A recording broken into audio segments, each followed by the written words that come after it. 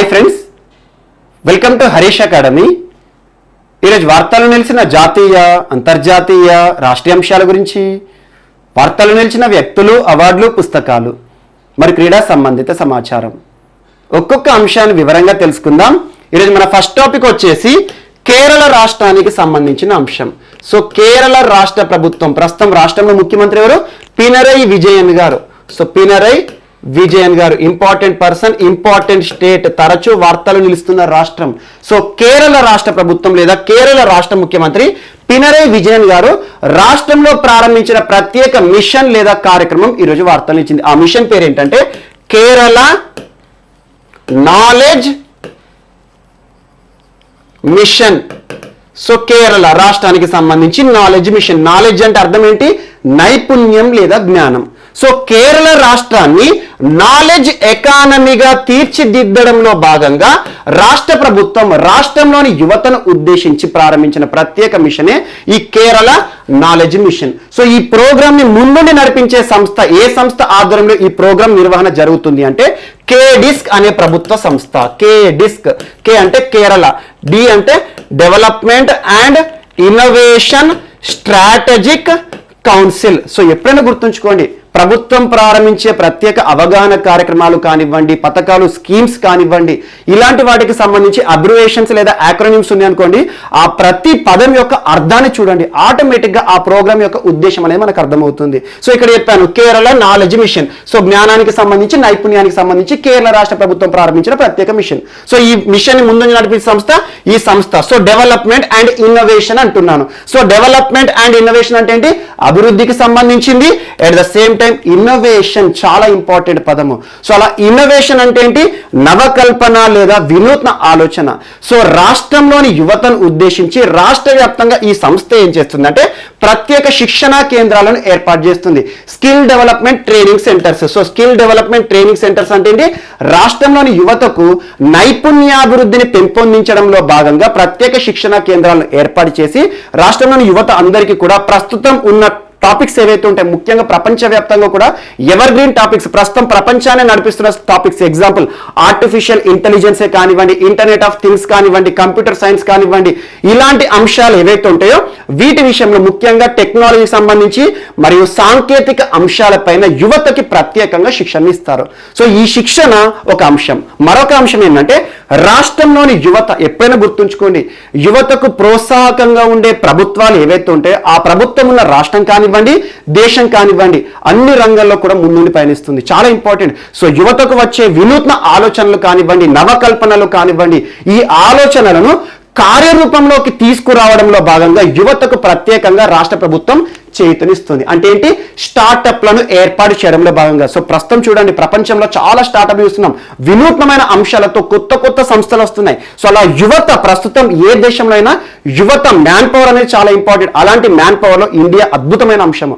So అలా ఇండియాకి సంబంధించి ముఖ్యంగా కేరళ రాష్ట్రంలో యువతకు వచ్చే వినూత్న ఆలోచనలు, ఇన్నోవేటివ్ ఐడియాస్ ఏవైతే ఉంటాయో వాటిని కార్యరూపంలోకి తీసుకురావడంలో యువతకు ప్రత్యేకంగా ఈ మిషన్ లో భాగంగా ప్రోత్సాహం ఇస్తారు. సో ఇలాంటి అన్ని అంశాలు ముఖ్యంగా రాష్ట్ర అభివృద్ధిలో యువతకు ప్రత్యేక ప్రాధాన్యత ఇచ్చే కేరళ నాలెడ్జ్ మిషన్ ఈరోజు వార్తలు నిలిచింది. చాలా ఇంపార్టెంట్. ఇందులో భాగంగా రెండు అంశాలు గుర్తుంచుకోండి. ఒకటి, రాష్ట్రంలోని యువతకు ప్రస్తుతం ఉన్న అంశాలపైన అవగాహన కల్పించడం. So skill development training centres ని ఏర్పాటు చేస్తారు. రాష్ట్ర వ్యాప్తంగా కూడా ఆయా ప్రాంతాల్లో ఉండే యువతకు ప్రత్యేక శిక్షణ, నైపుణ్య అభివృద్ధికి సంబంధించి ఇస్తారు. అట్ ద సేమ్ టైం యువతకు వచ్చే నవకల్పనలను కార్యరూపంలోకి తీసుకురావడంలో ప్రభుత్వం ప్రత్యేక చేయూతనిస్తుంది. ఇది ఒక అంశం గుర్తుంచుకోండి. సో కేరళ నాలెడ్జ్ మిషన్ ఇప్పటికే విద్యారంగంలో దేశంలోనే నెంబర్ 1 ప్లేస్లో ఉంది. మనం చూడండి, లిటరసీ పరంగా చూస్తే 100% లిటరేట్ స్టేట్ అంటే భారతదేశంలో కేరళ. సో అలా విద్యా పరంగా నెంబర్ 1 లో ఉంది, కానీ నిరుద్యోగంలో కూడా నెంబర్ 1 ఉంది. అవన్నీ పక్కన పెట్టండి. సో అలా విద్యా రంగంలో నెంబర్ 1 ప్లేస్. అండ్ ఇటీవల చూడండి, ఆన్లైన్ ఎడ్యుకేషన్, ప్రస్తుతం ప్రపంచంలో విద్యా వ్యవస్థ స్తంభించిపోయింది. ఒక్కటి గుర్తుంచుకోండి, ఈ లాక్డౌన్ అయినా కరోనా అయినా కూడా విద్యా వ్యవస్థ మాత్రమే స్తంభించింది, కానీ విద్య కాదు. అంటే విద్యకి సంబంధించి సంస్థలు ఉంటాయి కదా, స్కూల్స్, కాలేజెస్, ఇలాంటివి, అవి మాత్రమే స్తంభించిపోవడం జరిగింది. కానీ విద్యకి మాత్రం ఎటువంటి అంతరాయం కలగకూడదని చెప్పేసి ఆన్లైన్ ఎడ్యుకేషన్లోకి మనం వచ్చాము. అలాంటి ఆన్లైన్ ఎడ్యుకేషన్లో భాగంగా దేశంలోనే మొట్టమొదటి రాష్ట్రంగా కేరళ వార్తలు ఇచ్చింది. యాక్చువల్గా కేరళ రాష్ట్ర ప్రభుత్వం ఫస్ట్ బెల్ అనే ఒక ప్రత్యేక కార్యక్రమం కార్యక్రమాన్ని ప్రారంభించింది. దీని గురించి ఎక్స్క్లూజివ్గా మనం చర్చించుకున్నాం almost 8 months back. First bell అనే ఆన్లైన్ ఎడ్యుకేషన్ సిస్టమ్ ఏ రాష్ట్రానికి సంబంధించి అంటారు. ఇందులో భాగంగా రాష్ట్ర ప్రభుత్వం ఒక టీవీ ఛానల్ ద్వారా రాష్ట్రంలోని అన్ని తరగతుల విద్యార్థులు, అన్ని క్లాస్ విద్యార్థులకి కూడా విద్యను అందిస్తోంది. ఫస్ట్ బెల్ కైట్ విక్టర్స్ ఛానల్ ద్వారా, చాలా ఇంపార్టెంట్. మరి దీంతో పాటు విద్య అనేది అందరికీ చేరాలి, విద్య యొక్క ఫలాలు ప్రతి ఒక్క వ్యక్తికి చేరాలి అనే ఉద్దేశంలో భాగంగా రాష్ట్రంలోని గిరిజనులు ఎవరైతే ఉంటారో, గిరిజనులు అంటేనే ఒక్కొక్క సంస్కృతి ఉంటుంది, వేషధారణ వేరే ఉంటుంది, వారికి సంబంధించి భాషలు కూడా వేరే ఉంటాయి. సో అలా రాష్ట్రంలోని గిరిజనులను ఉద్దేశించి గిరిజనుల భాషలోనే విద్యను అందిస్తున్న రాష్ట్రం కేరళ. నమత్ బసై కార్యక్రమం చాలా ఇంపార్టెంట్. మరి ఇటీవల మొట్టమొదటి అంశాల విషయంలో చాలాసార్లు కేరళ వార్తల్లో నిలిచింది. ఎగ్జాంపుల్, మనకి ఇటీవల దేశంలోనే మొట్టమొదటి సోలార్ ట్రైన్ కేరళ రాష్ట్రానికి సంబంధించింది. మరియు కేరళ రాష్ట్రానికి సంబంధించి లాస్ట్ టైం మనం చర్చించుకున్న అంశం, రాష్ట్రంలోనే మొట్టమొదటి తల్లిపాల కేంద్రం ఎర్నాకుళం అని చెప్పాను.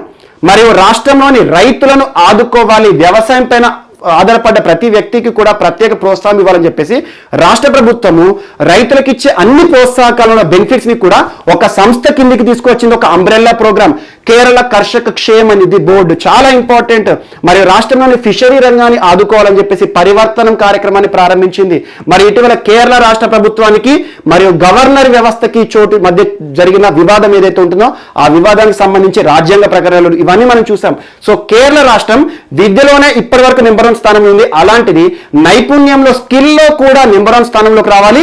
కేరళ రాష్ట్రాన్ని నాలెడ్జ్ ఎకానమీలో భాగంగా నెంబర్ 1 స్టేట్కి తీసుకురావాలని చెప్పేసి రాష్ట్ర ప్రభుత్వము ప్రారంభించిన ప్రత్యేక mission. So Kerala knowledge mission, knowledge ఎకానమీగా రాష్ట్రాన్ని తీర్చిదిద్దడమే ఈ ప్రోగ్రాం యొక్క ఉద్దేశం. చాలా ఇంపార్టెంట్. అండ్ నెక్స్ట్, సో ఇందాక యువత గురించి చర్చించుకున్నాం కదా, ఇప్పుడు స్కూల్ విద్యార్థుల గురించి చూద్దాం. సో ఢిల్లీ ప్రభుత్వం, మన భారతదేశంలో ఢిల్లీ కానివ్వండి, ఇప్పుడు జమ్మూ కాశ్మీర్ కూడా కొన్ని ప్రత్యేకంగా ఉంటాయి, పుదుచ్చేరి కానివ్వండి, కేంద్రపాలిత ప్రాంతాలే, కానీ అక్కడ అసెంబ్లీలు కూడా ఉంటే సేమ్ రాష్ట్ర ప్రభుత్వం ఏదైతే ఉంటుందో ముఖ్యమంత్రి, ఎమ్మెల్యేలు, అసెంబ్లీ అక్కడ కూడా ఉంటుంది. సో అలా ఢిల్లీ ప్రభుత్వం, అరవింద్ కేజ్రీవాల్ గారు ప్రస్తుతం ఢిల్లీకి ముఖ్యమంత్రిగా ఉన్నారు. కేంద్రపాలిత ప్రాంతమైన ఢిల్లీలో ముఖ్యమంత్రి ఎవరంటే అరవింద్ కేజ్రీవాల్ గారు, ఆమ్ ఆద్మీ పార్టీ. ఇటీవల తరచూ మనం చర్చించుకుంటున్నారు ప్రభుత్వం, ఎందుకంటే ఢిల్లీకి సంబంధించి అత్యధిక సార్లు వార్తలు ఇచ్చింది పర్యావరణ సంబంధిత అంశాల విషయంలో రాష్ట్ర ప్రభుత్వం ప్రారంభించిన ప్రత్యేక అవగాహన కార్యక్రమాలు కానివ్వండి. లాస్ట్ టైం మనం ఒక అంశాన్ని చూసాం, మనం switch Delhi campaign. Switch Delhi campaign అనగానే ఎలక్ట్రిక్ వెహికల్ పైన అవగాహన కోసం ఢిల్లీ ప్రభుత్వం ప్రారంభించిన ప్రత్యేక అవగాహన కార్యక్రమం, చాలా ఇంపార్టెంట్. మరి ఇటీవల యుద్ధ ప్రదర్శనకి విరుద్ధ కానివ్వండి ఒక కార్యక్రమం, రెడ్ లైట్ ఆన్ గాడి ఆఫ్ అనే ఒక ప్రత్యేక కార్యక్రమం కానివ్వండి, గ్రీన్ ఢిల్లీ యాప్ కానివ్వండి, స్మార్ట్ టవర్ల నిర్మాణం విషయంలో వివాదాలు, న్యాయస్థానాలు జోక్యం కానివ్వండి. మరి ఇటీవల ఢిల్లీకి సంబంధించి ఈ వాయు కాలుష్యం ఏదైతే ఉంటుందో దీనిపైన ఢిల్లీ చుట్టుపక్కల రాష్ట్రాలపైన అధ్యయనం చేయడానికి మదన్ బి లోకూర్ కమిటీ, ఏకసభ్య కమిటీ కానివ్వండి, ఇలాంటి అన్ని అంశాలకు సంబంధించి ఢిల్లీ వార్తలు ఇచ్చింది. ఈ రోజు విద్యా వ్యవస్థకి సంబంధించి ఢిల్లీ ప్రభుత్వం ప్రారంభించబోయే ఒక ప్రత్యేక కార్యక్రమం వార్తలు ఇచ్చింది. సో నిన్నటి రోజున ఢిల్లీ క్యాబినెట్ అంటే ఏంటి, మంత్రిమండలి ఆమోదం తెలపబడిన ప్రత్యేక స్కాలర్షిప్ స్కీమ్ ఈరోజు వార్తలు ఇచ్చింది. ఆ స్కాలర్షిప్ స్కీమ్ పేరు ఏంటంటే ముఖ్యమంత్రి విజ్ఞాన్ ప్రతిభా పరీక్ష. సో ముఖ్యమంత్రి పేరిట విజ్ఞాన్ ప్రతిభ, సో పిల్లలకి సంబంధించి మెరిట్ ఆధారంగా ఇచ్చే ప్రత్యేకమైన స్కాలర్షిప్. అంటే ఢిల్లీ ప్రభుత్వం ఏం చేస్తుంది అంటే ఒక ప్రత్యేక స్కాలర్షిప్ ఎగ్జామ్ ని కండక్ట్ చేస్తుంది. సో ఢిల్లీ ఏదైతే ఉంటుందో ఢిల్లీ ప్రాంతంలో నివసిస్తున్న విద్యార్థులు ఎవరైతే ఉంటారో, ముఖ్యంగా 9th class students. So 9th class students ఎవరైతే ఉంటారో 9th క్లాస్ స్టూడెంట్స్ అందరికి కూడా ఒక ప్రత్యేక పరీక్షను నిర్వహిస్తుంది ఢిల్లీ ప్రభుత్వం. ఆ పరీక్షలో ఎవరైతే అద్భుతమైన ప్రతిభ కనబరుస్తారో, అద్భుత ప్రతిభ కనబరిచిన స్టూడెంట్స్ ఎవరైతే ఉంటారో మెరిట్ ఆధారంగా టాప్ 1000 మెంబర్స్ ని ప్రభుత్వం సెలెక్ట్ చేసుకుంటుంది.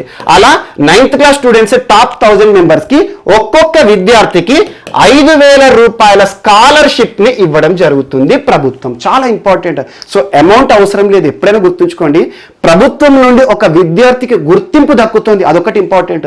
సో అలా ఢిల్లీలో చదువుతున్న విద్యార్థులు ప్రైవేట్ కానివ్వండి, ప్రభుత్వానికి సంబంధించి కానివ్వండి, అన్ని విద్యా సంస్థల్లో విద్యను అభ్యసిస్తున్న 9th క్లాస్ స్టూడెంట్స్ కోసం ప్రత్యేకంగా ఒక పరీక్ష నిర్వహిస్తారు. ఆ పరీక్ష ఆధారంగా టాప్ 1000 మెంబర్స్ ఎవరైతే ఉంటారో ఆ 1000 మెంబర్స్ కి 5,000 రూపీస్ స్కాలర్షిప్ ఇచ్చే ప్రత్యేక స్కాలర్షిప్ స్కీమే ఈ ప్రోగ్రామ్. సో ఈ ప్రోగ్రామ్ కి సంబంధించి కేబినెట్ ఆమోదం తెలిపింది నిన్నటి రోజున. సో అతి త్వరలో ఢిల్లీ ప్రభుత్వం ఈ ప్రోగ్రామ్ ని ఢిల్లీలో అమలు చేయబోతుంది. చాలా ఇంపార్టెంట్. ఇటీవల ఏ రాష్ట్రం లేదా కేంద్రపాలిత ప్రాంతంలోని విద్యార్థులకు సంబంధించి స్కాలర్షిప్ లో భాగంగా ఒక ప్రత్యేక పరీక్షను నిర్వహించబోతోంది ప్రభుత్వం అంటారు. ఒక పరీక్షను ఏర్పాటు చేస్తారు, రెగ్యులర్గా ఏర్పాటు చేస్తారు, 3 నెలలకు కానీ 6 నెలలకు కానీ. సో అలా ఈ పరీక్ష ద్వారా ఎవరైతే మెరిట్ తన యొక్క జ్ఞానాన్ని ప్రదర్శిస్తారో వారికి ప్రత్యేకంగా ప్రభుత్వం గుర్తించడం జరుగుతుంది. ఒక ఆర్థిక సాయం, చిన్నతనంలోనే ఆర్థిక సాయం ప్రభుత్వం నుండి పొందడం అనేది చాలా మనకి కూడా ప్రోత్సాహం అనేది ఇస్తుంది. అలాంటి ఒక అంశం ఈరోజు వార్తల్లో నిలిచింది. అండ్ నెక్స్ట్, ఇండియా ఆఫ్ఘన్ సంబంధాలు ఈరోజు వార్తలు నిలిచాయి. సో ఇండియా ఆఫ్ఘన్ చాలా ఇంపార్టెంట్, చాలా చారిత్రక సంబంధాలు ఉన్నాయి. వాస్తవానికి భారత్కి ఆఫ్ఘనిస్తాన్కి మధ్య మంచి సంబంధాలు ఉన్నాయి, ఇప్పటికీ కూడా కొనసాగుతున్నాయి. కానీ ఈ 2 దేశాల మధ్య కూడా పాకిస్తానే చాలా వివాదాలకు కారణమవుతుంది. అంతేందుకు ఆఫ్ఘనిస్తాన్తో భారత్కి అంతర్జాతీయ సరిహద్దు కూడా ఉంది.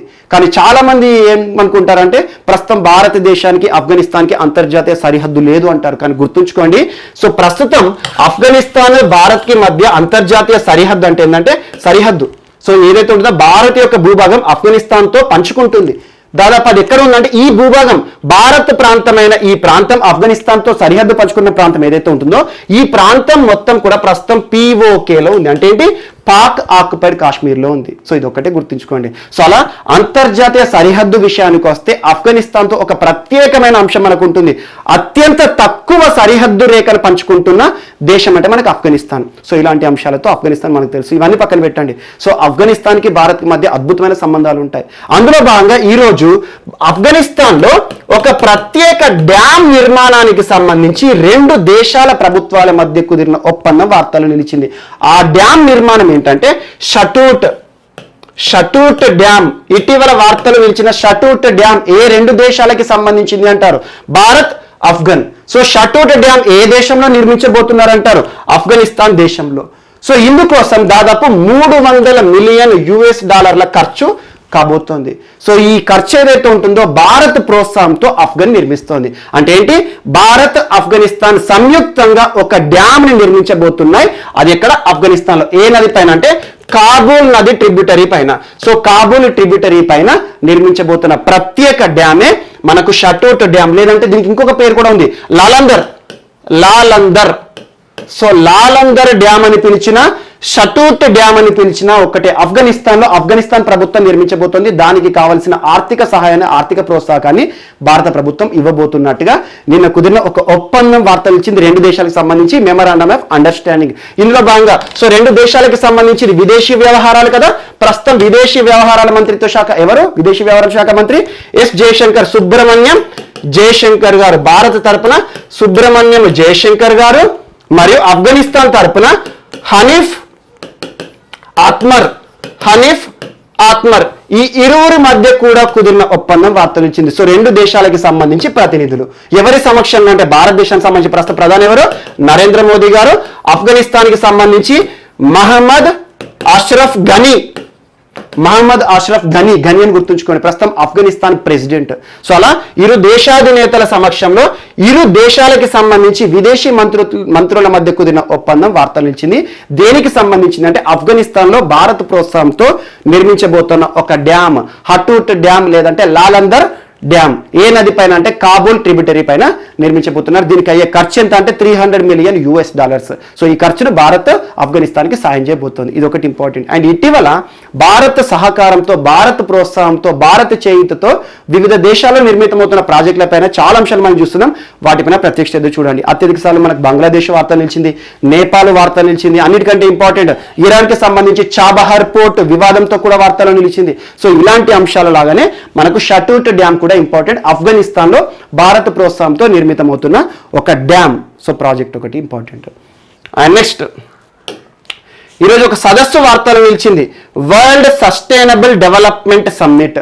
సో ప్రపంచ సుస్థిరాభివృద్ధి సదస్సు 2021 ఎక్కడ జరుగుతుంది, ఏ దేశం ఆతిథ్యంలో అంటే భారత్ ఆతిథ్యంలో జరుగుతుంది. చాలా ఇంపార్టెంట్. సస్టైనబుల్ డెవలప్మెంట్ అనేది ఒక కాన్సెప్ట్, ఒక సబ్జెక్ట్. ప్రతి పోటీ పరీక్షల్లో కూడా, రానున్న పరీక్షలో ఏదైనా సరే ఖచ్చితంగా ఒక ప్రశ్న సస్టైనబుల్ డెవలప్మెంట్ గురించి అడుగుతారు. సో 2015 నుండి 2030 సంవత్సరం వరకు ప్రతి దేశం కూడా సాధించాల్సిన లక్ష్యాలు సుస్థిరాభివృద్ధి లక్ష్యాలు. అంతకుముందు సహస్రాభివృద్ధి లక్ష్యాలు, మిలియన్ డెవలప్మెంట్ గోల్స్ అని చూసేవారు మనం. సో 2000 నుండి 2015 వరకు. సో అలా సుస్థిరాభివృద్ధి అంటే ఏంటి, సో మన అవసరాలు తీర్చుకుంటూ భవిష్యత్ అవసరాలను పరిగణలోకి తీసుకుంటూ ఏ రకమైన మనం దేశాన్ని ముందుకు తీసుకెళ్తామో అలాంటి అంశాలు, సుస్థిరాభివృద్ధికి సంబంధించిన డెఫినేషన్స్ కానివ్వండి, ఇవన్నీ ఖచ్చితంగా చూడండి. అలాంటి సుస్థిరాభివృద్ధి అంటే ఏ దేశమైనా ఆర్థిక రంగంలో ఎదుగుదల చూస్తుంది. ఆర్థిక రంగంలో ఎదుగుదలలో భాగంగా పర్యావరణాన్ని కూడా దృష్టిలోకి తీసుకోవాలి. ఇందులో భాగంగా ఒక సదస్సు ఈరోజు వార్తలు ఇచ్చింది. ఈ సదస్సును ఎవరు ప్రారంభించారంటే భారత ప్రధాని నరేంద్ర మోదీ గారు నిన్నటి రోజున ప్రారంభించడం జరిగింది, ఫిబ్రవరి 10వ తేదీ. ఈ సంవత్సరం జరిగిన వరల్డ్ సస్టైనబుల్ డెవలప్మెంట్ సమ్మిట్ యొక్క థీమ్ ఏంటి అంటారు. థీమ్ ఒకటి గుర్తుంచుకోండి, థీమ్ ఎప్పుడైనా ఇంగ్లీష్లోనే గుర్తుంచుకోండి. సో థీమ్ ఏంటంటే రీడిఫైనింగ్ అవర్ కామన్ ఫ్యూచర్. మన భవిష్యత్తుకి సంబంధించి మనకు మనం ఒక కొత్త నిర్వచనం ఇవ్వాలి. దేనికి సంబంధించి safe, secure and environment for all.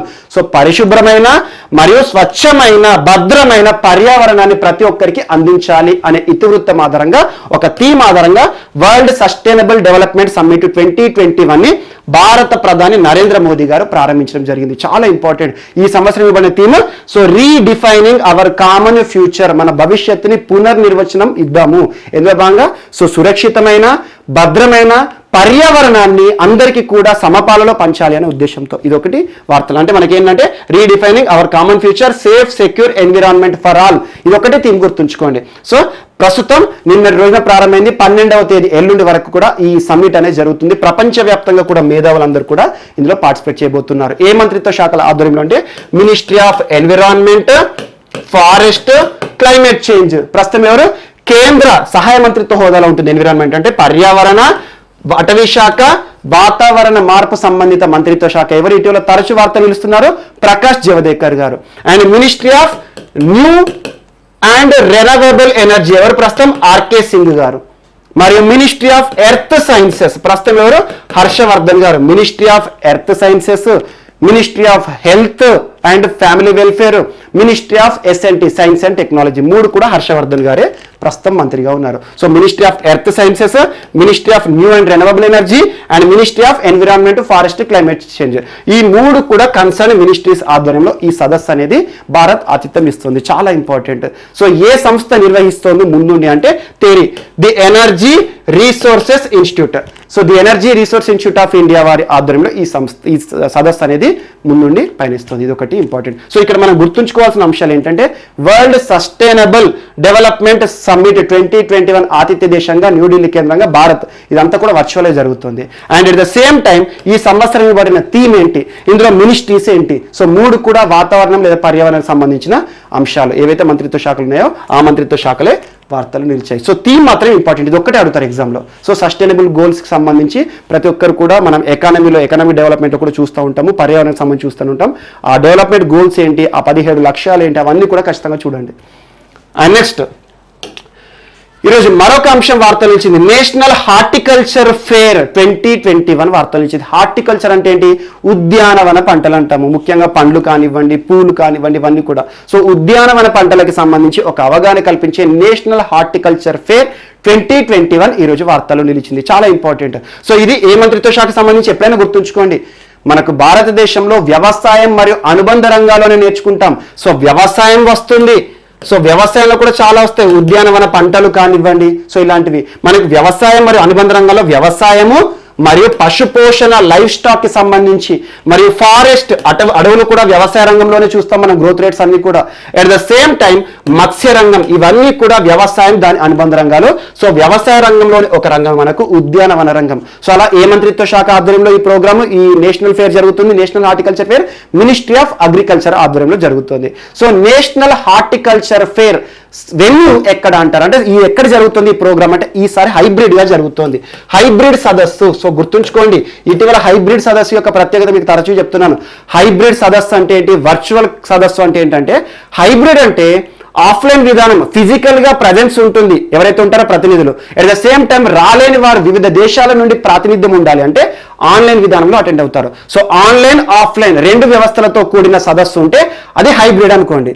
So only virtual అంటే ఏంటంటే దానికంటే ఒక ప్రాంతం ఉండదు, ఎవరు కూడా ఆ ప్రాంతాన్ని వచ్చి సందర్శించేవారు ఉండరు. సో ఇటీవల మనం India international film festival Goa వేదిక జరిగింది, అది హైబ్రిడ్ వేదికగా జరిగింది, హైబ్రిడ్ సదస్సు అని చెప్పాను. సో హైబ్రిడ్ సదస్సు అంటే ప్రస్తుతం రెగ్యులర్గా వార్తలు నిలుస్తుంది కాబట్టి ఈ టర్మినాలజీ యొక్క డెఫినేషన్ చూడండి. హైబ్రిడ్ అంటే ఏంటంటే ఆఫ్లైన్లో ఎవరైతే మన దేశంలోని ప్రతినిధులు ఉంటారో, ప్రముఖులు ఉంటారో ఆ ప్రాంతంలోకి నేరుగా వచ్చి సందర్శిస్తారు. రకరకాల ఉద్యానవన పంటలు ఏవైతే ఉంటాయో వాటిపైన జరిగే రీసెర్చ్లు కానివ్వండి, పేపర్స్ కానివ్వండి, జర్నల్స్ కానివ్వండి. సో రాలేని వారు విదేశీ ప్రతినిధులు, ప్రముఖులు ఎవరైతే ఉంటారో వీరు ఆన్లైన్ విధానం ద్వారా దీన్ని వీక్షిస్తారు అన్నట్టు. సో అలా హైబ్రిడ్ అంటే ఆన్లైన్ ఆఫ్లైన్ రెండు అనుకోండి. సో అలా నేషనల్ హార్టికల్చర్ ఫేర్ 2021 హైబ్రిడ్ విధానంలో జరిగింది. ఈ సంవత్సరం ఇవ్వబడిన థీమ్ ఏంటి అంటారు. సో ప్రతి సంవత్సరం జరుగుతుంది. ఈ థీమ్ ఏంటంటే మనకి horticulture for startup and standup India, horticulture for startup and standup India అనే ఇతివృత్తం ఆధారంగా 2021లో నేషనల్ హార్టికల్చర్ ఫేర్ అనేది ప్రారంభం జరిగింది. ఫిబ్రవరి 8వ తేదీ నుండి మనకు 1 వీక్ జరుగుతుంది. ఇది ఒకటి.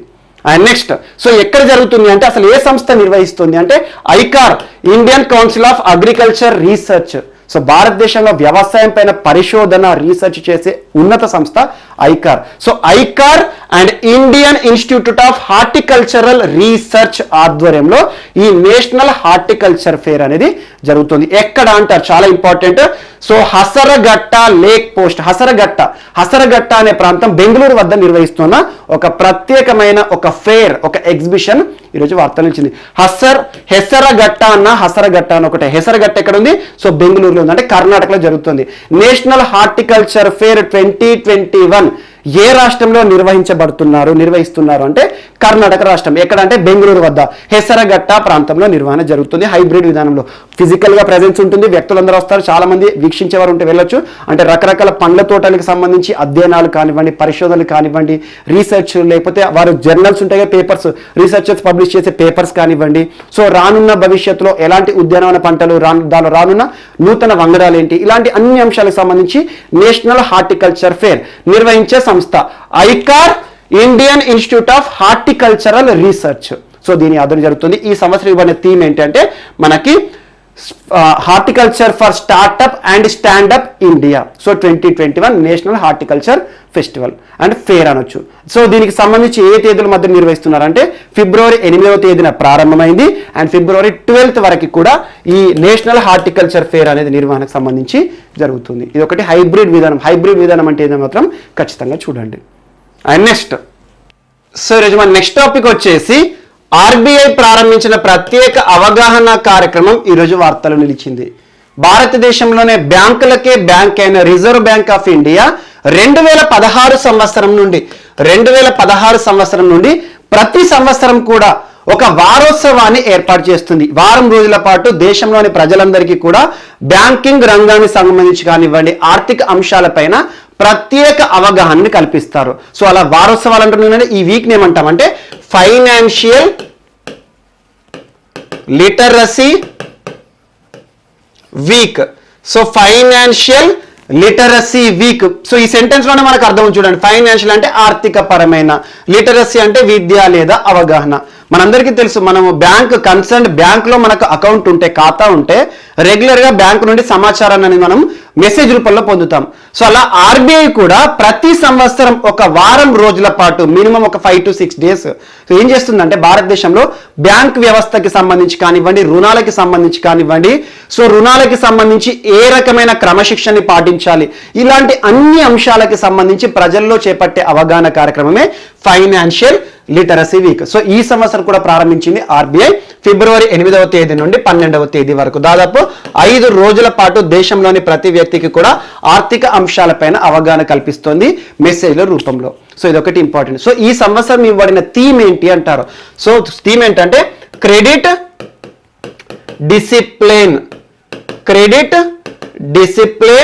And credit from formal institutions. Credit discipline and credit from formal institutions. Credit discipline అంటే ఏంటి? సో మనం బ్యాంకు నుండి పొందేదే క్రెడిట్, ఒక లోను. సో మనకు అవసరం కోసం రుణాన్ని పొందుతాం.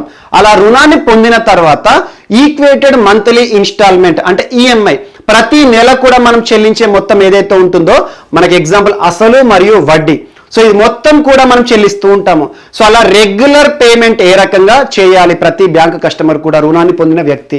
మరియు దాంతోపాటు ఎలాంటి రుణాలను పొందాలి, ఎలాంటి సంస్థల నుండి. ప్రస్తుతం చూడండి, మనకు దేశవ్యాప్తంగా కూడా ఇటీవల ఒక 1 వీక్ 10 డేస్ బ్యాక్ చర్చనీయాంశమైన అంశము. సో మనకి ఏంటంటే యాప్ల రూపంలో సులభతర రుణాలను ఇచ్చే సంస్థలు కొన్ని వార్తలు నిలిచాయి.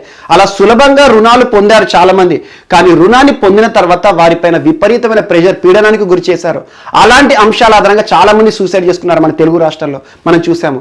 అలా రుణాన్ని పొందడంలో కూడా ఎలాంటి సంస్థల నుండి పొందాలి, ఫార్మల్ ఇన్స్టిట్యూషన్స్ నుండి మాత్రమే పొందాలి. సో ఫార్మల్ అంటే ఏంటి, మనకు భారతదేశంలో కమర్షియల్ బ్యాంక్స్ ఏవైతే ఉన్నాయో మనకు ప్రభుత్వ ఆమోదం ఉన్న సంస్థల నుండి, ఆర్బీఐ గుర్తించిన బ్యాంకుల నుండి మాత్రమే రుణాలని పొందాలి అని చెప్పేసి ఈ సంవత్సరం ఇతివృత్తం ఆధారంగా థీమ్ గుర్తుంచుకోండి.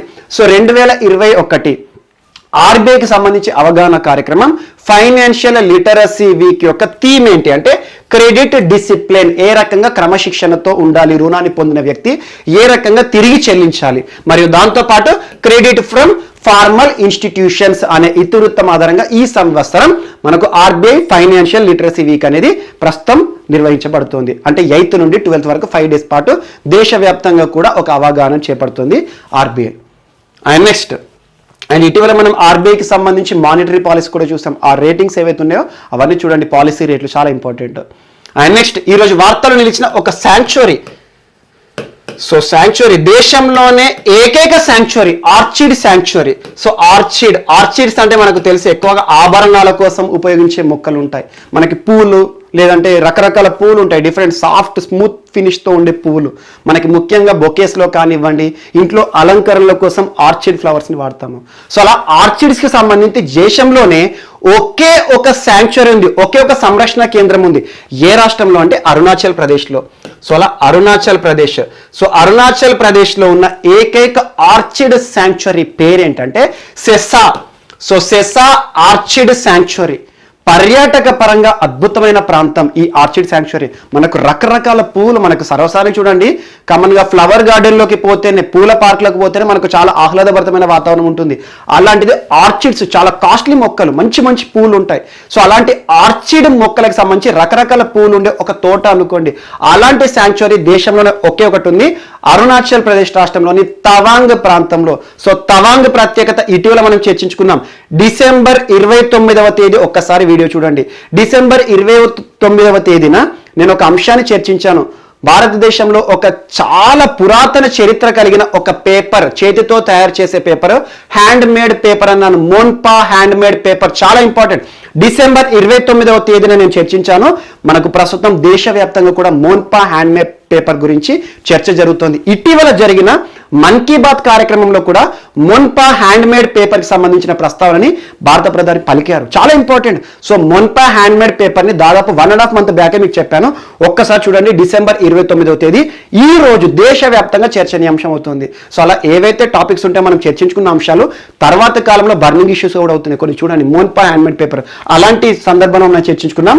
అరుణాచల్ ప్రదేశ్ రాష్ట్రంలోని తవాంగ్. మాన్ షెగు అంటే ఏంటి, సో షెగిషుగు అంటే ఏంటి అని చెప్పేసి ఆ టర్మినాలజీ కూడా చెప్పాను. మోన్పా హ్యాండ్మేడ్ పేపర్కి సంబంధించి అసలు ఎందుకు వార్తలు ఇచ్చిందో చూడండి. 1000 సంవత్సరాల చరిత్ర కలిగిన ఒక పేపర్ ఈరోజు. సో అదే ప్రాంతానికి సంబంధించి అదే ప్రాంతంలో ఉన్న ఒక ప్రత్యేకమైన శాంక్చురీ, ఒక సంరక్షణ కేంద్రం. సో ఏంటిది, సెసా ఆర్చిడ్ శాంక్చురీ. సో భారత ప్రభుత్వము 1989లో దీని శాంక్చురీగా గుర్తించింది. 1989 సంవత్సరం ఏ చట్టం ద్వారా అంటే వైల్డ్ లైఫ్ ప్రొటెక్షన్ యాక్ట్ 1972.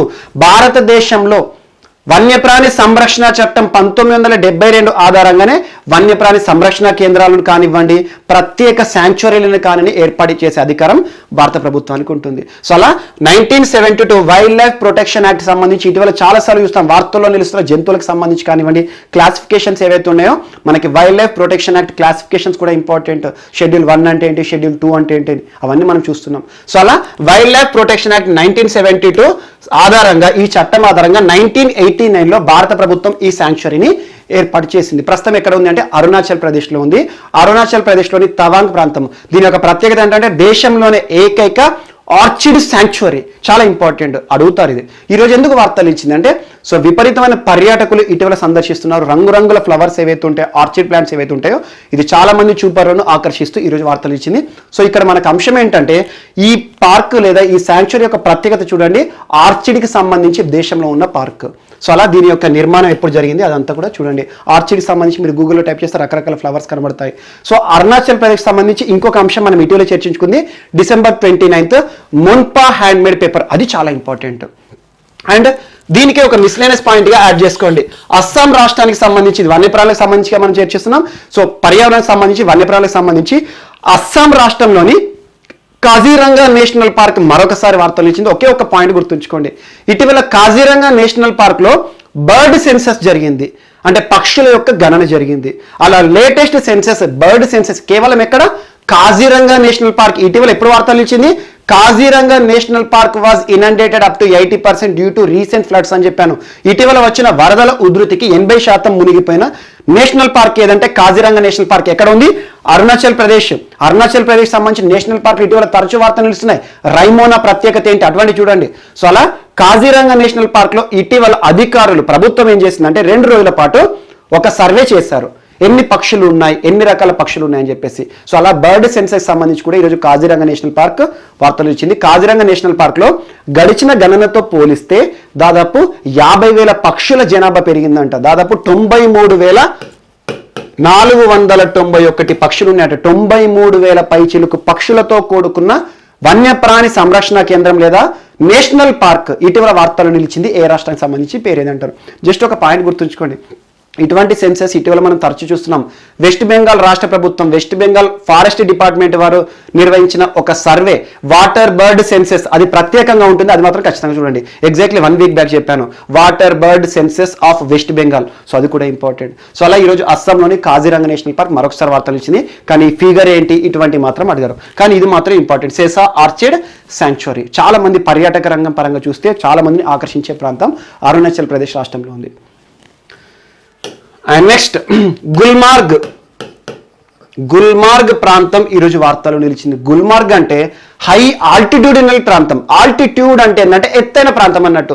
ఎత్తైన ప్రాంతం యొక్క ప్రత్యేకత ఏంటి, నార్మల్ ల్యాప్స్ రేట్ ఆధారంగా. నార్మల్ ల్యాప్స్ రేట్ అంటే ఏంటంటే పైకి పోతున్న కొద్ది జాగ్రఫికల్ కండిషన్స్ ఆధారంగా మనకు చల్లని వాతావరణం అనేది పెరుగుతుంది, చలి పెరుగుతుంది. అందుకే చూడండి, ఎత్తైన ప్రాంతాల్లో ఉండే ప్రాంతాలన్నీ కూడా పర్యాటక పరంగా ఎక్కువ మందిని ఆకర్షిస్తాయి. చల్లటి ప్రాంతాలు, ఊటీ కానివ్వండి, అంతెందుకు తెలంగాణలోని అన్ని ప్రాంతాల్లో పోలిస్తే హైదరాబాద్ కొంచెం ఎత్తులో ఉంటుంది, ఆటోమేటిక్గా చల్లగా ఉంటుంది. అందుకే చూడండి, భారతదేశంలో ఉత్తర భారతదేశం మొత్తం కూడా ఎత్తైన ప్రాంతంలో ఉంటుంది. అందుకే చూడండి, ఎత్తైన ప్రాంతంలో ఎక్కువగా మంచుతో కప్పబడి ఉంటుంది. సో అలా హై ఆల్టిట్యూడ్ ప్రాంతం ఇండియాకి సంబంధించి గుల్మార్గ్ ఈరోజు వార్తలు నిలిచింది. అందుకే చూడండి, ఎత్తైన అంటున్నాను, ఎత్తును కొలవడానికి పైన ఎగురుతున్న విమానము ఏ ఎత్తులో ఎగురుతుంది కనుగొనే పరికరం ఏంటంటే ఆల్టిమీటర్.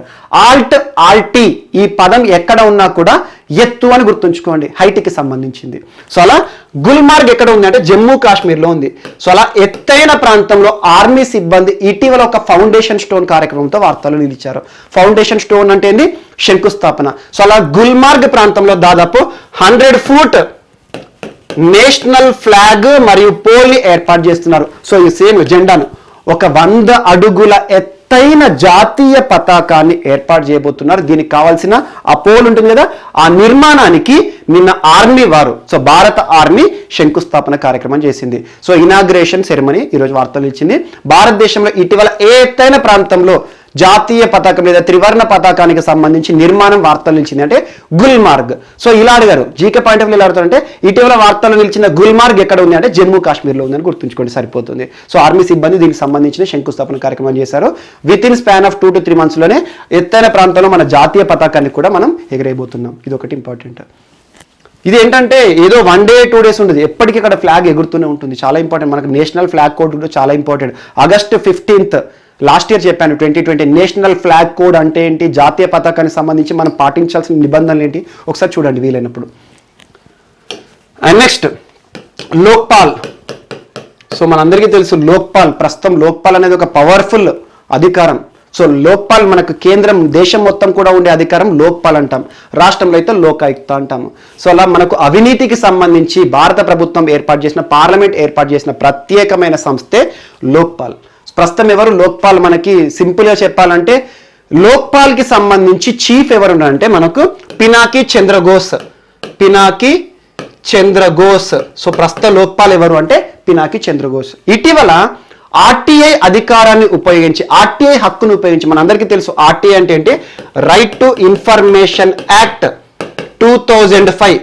సో భారతదేశంలో పారదర్శకతను ఉద్దేశించి ట్రాన్స్పరెన్సీని ప్రోత్సహిస్తూ ప్రభుత్వ రంగానికి సంబంధించి ప్రతి వ్యక్తికి కూడా నమ్మకాన్ని కలుగజేయాలనే ఉద్దేశంతో పార్లమెంటు రూపకల్పన ద్వారా వచ్చిన ప్రత్యేక చట్టము మరియు ప్రత్యేక అంశము ఆర్టీఐ, రైట్ టు ఇన్ఫర్మేషన్. ప్రతి వ్యక్తికి కూడా సమాచారాన్ని పొందే హక్కును కూడా కల్పించడం జరిగింది ప్రతి పౌరుడికి. ఇందులో భాగంగా మనకు కావాల్సిన ప్రభుత్వ రంగంలో ఏమైనా అవకతవకలు కానివ్వండి, అవినీతి చోటు చేసుకుందనుకోండి, మనం నేరుగా ఒక వైట్ పేపర్ పైన 10 రూపీస్ స్టాంప్ వేసేసి పంపామనుకోండి, విత్ ఇన్ 30 డేస్లో మనకు కావాల్సిన ఇన్ఫర్మేషన్ వస్తుంది. సో ఉద్యోగ నియామకాలకు సంబంధించి కానివ్వండి, రెవెన్యూ డిపార్ట్మెంట్లో జరుగుతున్న అవినీతి మనకైనా డౌట్ వచ్చిందనుకోండి, ఏ అంశాన్నైనా కూడా ప్రతి పౌరుడు సమాచారాన్ని తెలుసుకునే హక్కు ఆర్టీఐ. ఇటీవల ఆర్టీఐకి సంబంధించి ఈ హక్కును ఉపయోగించి ఒక వ్యక్తి ఒక లేఖ రాశాడు, అంటే ఒక సమాచారాన్ని పొందడానికి ఒక విన్నపం పెట్టాడు ఆర్టీఐ యాక్ట్ను ఉపయోగించి. దేనికి సంబంధించి అంటే లోక్పాల్కి సంబంధించి, లోక్పాల్ సెలక్షన్ విషయంలో జరిగే మినిట్స్ ఉంటాయి కదా, మినిట్స్ అంటే ఏంటి, చర్చ. ఒక మీటింగ్ లో జరిగే చర్చ ఏదైతే ఉంటుందో అధికారికంగా మినిట్స్ అంటాము. సో ఆ మినిట్స్ కి సంబంధించి లోక్పాల్ విషయంలో సెలక్షన్ కి సంబంధించిన మినిట్స్ ని బహిర్గతం చేయండి అని చెప్పేసి ఒక లేఖను రాశారు. ఆ లేఖ విషయంలో ఆర్టీఐ చీఫ్ ఇన్ఫర్మేషన్ కమిషనర్ కేంద్ర ప్రభుత్వం గారిని ఏమడిగారంటే, సో ఈ ఇన్ఫర్మేషన్ మేము పాస్ చేయాలా, ఇవ్వాలా వద్దా అని అడిగారు.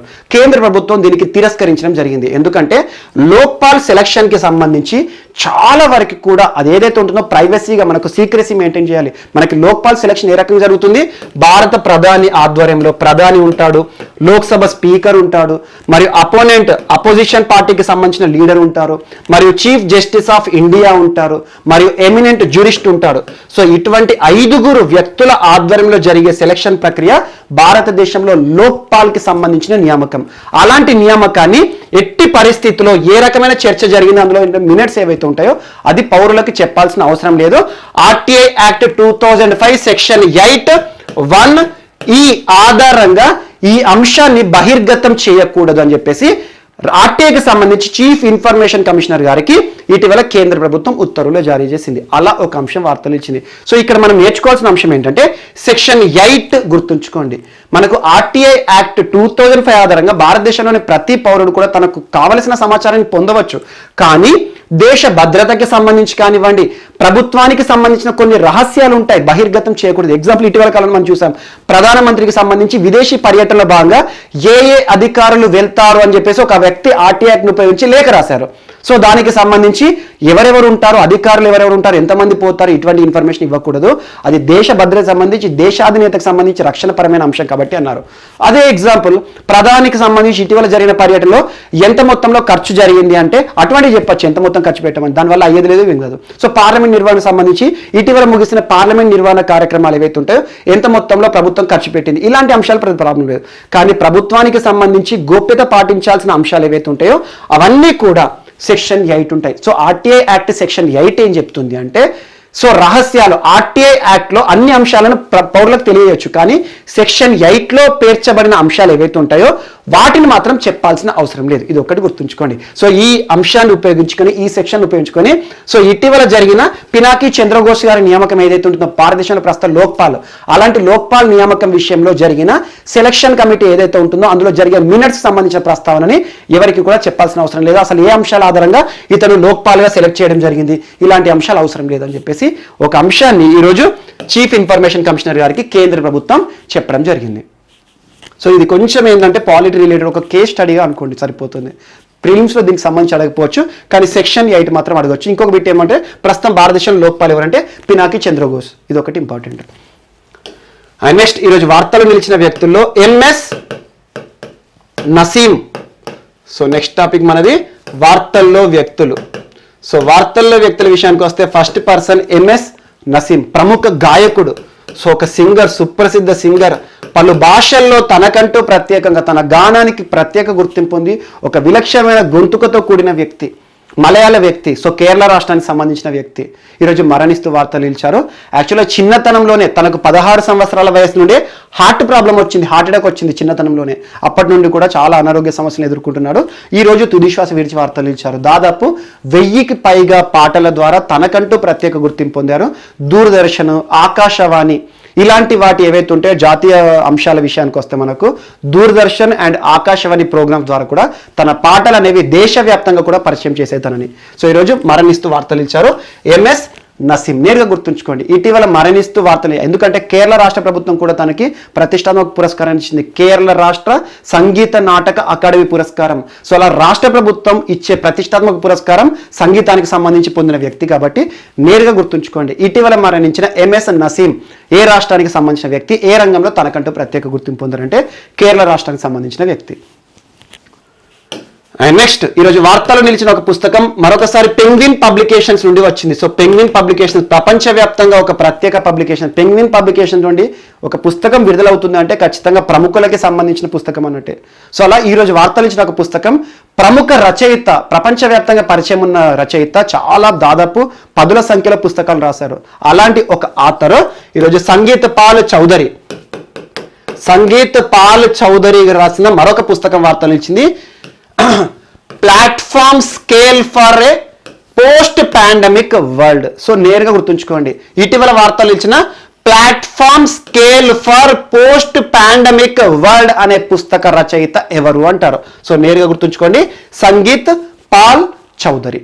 సో ఇదొకటి ఇంపార్టెంట్, ఎందుకంటే వార్తలు ఇచ్చిన పుస్తకాలు ఇటీవల చాలా ఇంపార్టెంట్, అంత పెద్ద ఇంపార్టెంట్ పుస్తకం కాదు. ఇటీవల కాలంలో రోమిలా తాపర్కి సంబంధించిన పుస్తకాలు కానివ్వండి, సూరజ్ గడే మర్దాన్ అహీ పుస్తకం కానివ్వండి, ఇలాంటివి, మరియు రా ఆధ్వర్యంలో రిలీజ్ చేయబడిన పుస్తకం కానివ్వండి, హమీద్ అన్సారీ గారు రాసిన పుస్తకం కానివ్వండి, లేదంటే మనకు అమెరికా మాజీ అధ్యక్షుడు బరాక్ ఒబామా గారు రాసిన పుస్తకం కానివ్వండి. సో ఇలాంటివి ఏవైతే ఉంటాయో వాటిపైన ప్రత్యక్ష చూపండి. సో మిగతా పుస్తకాలు ఏంటంటే నేరుగా పుస్తకం పేరు చూడండి, ఆ వ్యక్తి పేరు చూడండి, సరిపోతుంది. సో ఇందులో అంశాలు, ఉద్దేశాలు ఏమి అసలు పోస్ట్ పాండమిక్ వాళ్ళు అంటున్నారు, ఆటోమేటిక్గా ఏంటి ప్రపంచంలో విపత్తు కాలం తర్వాత ఎలాంటి అంశాలు ఉన్నాయని ఇతివృత్తమాత్రంగా వచ్చిన పుస్తకం. Platform scale for post pandemic world అనే పుస్తక రచయిత సంగీత్ పాల్ చౌదరి. అండ్ నెక్స్ట్ ఈరోజు వార్తలు నిలిచిన మరొక రచయిత, యాక్చువల్గా తనకు చాలా సామాజికవేత్త, తన సామాజిక కార్యక్రమాల ద్వారా దేశం మొత్తం కూడా పరిచయం ఉన్న వ్యక్తి మేఘనా పంత్. సో మేఘనా పంత్ గారు ఈరోజు ఒక పుస్తకాన్ని రచించడం జరిగింది. ఆ పుస్తకం పేరు నేరుగా గుర్తుంచుకోండి, ఏంటంటే the horrible terrible very bad good news. So very bad good news. So పుస్తకం పేరు కూడా చూడండి ఎంత టంగ్ ఉంది. So the horrible terrible very bad good news అనే పుస్తకం ఇటీవల వార్తలు నిలిచింది.